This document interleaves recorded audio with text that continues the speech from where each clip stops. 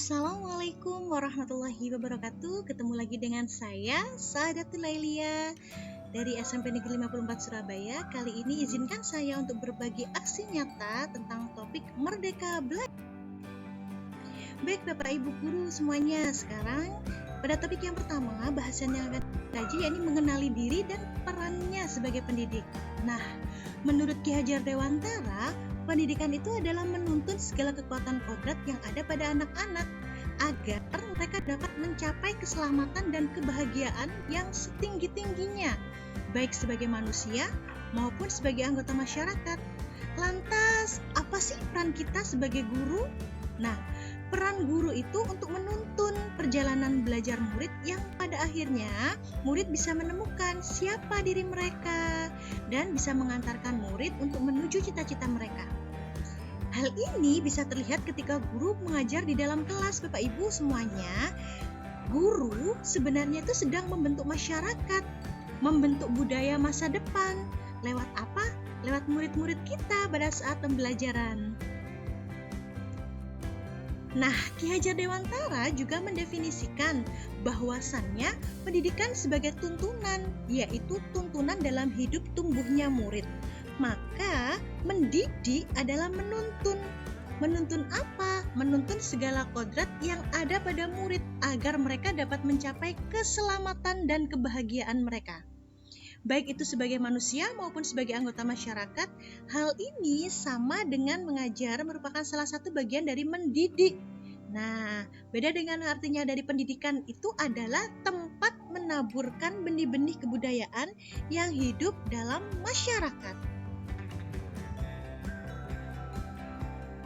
Nah, Bapak Ibu, metode pengajaran di zaman kolonial Belanda dulu banyak menggunakan sistem pendidikan dengan perintah dan sanksi. Hal ini tanpa sadar masuk ke dalam warisan cara guru-guru kita mendidik murid-murid. Bahkan bisa jadi sampai saat ini praktek itu masih saja berlangsung.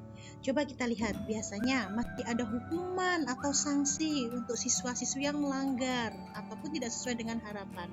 Masih ada sistem penilaian, yang mana sistem penilaian ini berkaitan dengan penghargaan yang berorientasi pada kecakapan kognitif. Yakni siswa yang pintar dianggap siswa yang mendapatkan nilai bagus. Oh no, itu masih salah ya Bapak Ibu. Hal ini bisa menyebabkan perkembangan kecakapan sosial emosional murid menjadi terabaikan. Karena sejatinya kecerdasan itu bukan hanya dalam hal kecerdasan kognitif ya, tapi ada berbagai macam kecerdasan, misalkan emosional, spiritual, dan sebagainya. Ki Hajar Dewantara menggagas perlunya sebuah sistem pendidikan yang humanis dan transformatif, yang mana dapat memelihara kedamaian dunia. Beliau memperkenalkan sistem Among, yaitu dikenal dengan slogannya Ing Ngarso Sung Tulodo, Ing Madyo Mangun Karso, dan Tut Wuri Handayani. Kita kupas satu persatu ya Bapak Ibu. Ing Ngarso Sung Tulodo artinya apa? Seorang haruslah berkomitmen menjadi seorang pelanggan. Ia harus memberikan contoh yang baik. Lalu Ing Madyo Mangun Karso. Dalam hal ini, seorang guru harus membangkitkan atau menguatkan semangat murid-muridnya, bukan orang yang justru melemahkan semangat para murid. Dan yang ketiga, Tut Wuri Handayani artinya seorang guru haruslah memberikan dorongan atau menjadikan murid-muridnya orang-orang yang mandiri atau orang yang merdeka, yang tumbuh kembang secara maksimal. Ini sebenarnya adalah esensi dari Merdeka Belajar. Nah, Bapak Ibu Guru, dari tiga hal ini kita bisa menaruh posisi diri kita kepada bagaimana posisi kita untuk siswa.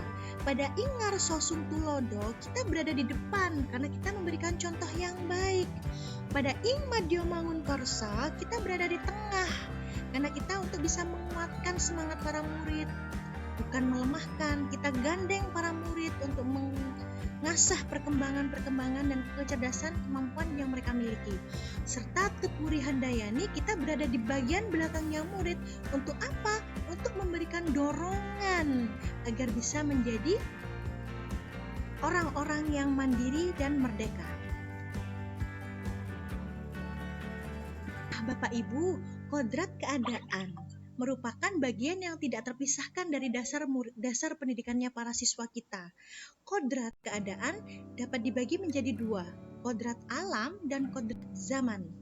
Kodrat alam berkaitan dengan bagian dari dasar pendidikan murid yang berkaitan dengan sifat dan bentuk lingkungan di mana mereka berada.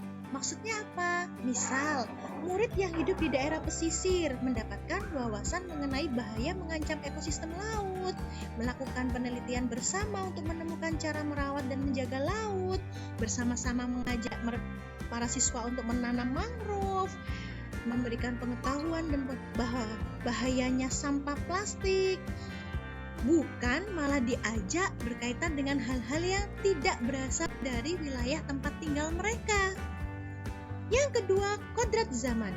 Hal ini bagian dasar pendidikan murid yang berkaitan dengan isi dan irama. Ini berkaitan dengan cara mewujudkan hidup dan penghidupan hendaknya selalu disesuaikan dengan dasar-dasar yang ada sesuai dengan asas kehidupan kebangsaan yang bernilai dan tidak bertentangan dengan sifat-sifat kemanusiaan. Jadi segala pendidikan yang ada itu tidak boleh bertentangan dengan kemanusiaan. Berkaitan dengan ini muncullah 3 asas Bapak Ibu, yaitu asas trikon. Yang pertama continue, yang kedua convergent, dan yang ketiga konsentris. Apa sih implementasi konsep trikon ini? Continue, convergent, dan konsentris bisa kita amati atau bahkan bisa kita refleksikan dari apa yang sudah terjadi dalam proses pembelajaran, manajemen kelas yang mengatur berjalannya proses pembelajaran. Tentu hal ini melalui sebuah perencanaan yang dilakukan secara terus-menerus, sehingga pengelolaan perilaku lingkungan dan kurikulum bisa berjalan dengan efektif, konsisten. Dalam menjalankan manajemen kelas ini, salah satu contoh implementasinya dalam asas kontinu yaitu pendidikan murid diberikan kemerdekaan. Murid diberikan merdeka untuk belajar, mereka beri kesempatan untuk bertanya, mengembangkan potensinya. Kemudian guru sebagai fasilitator. Gitu ya Bapak Ibu, konsep merdeka belajar yang seharusnya kita bisa menjadi sahabat bagi para siswa. Nah, sudahkah Bapak Ibu seperti itu?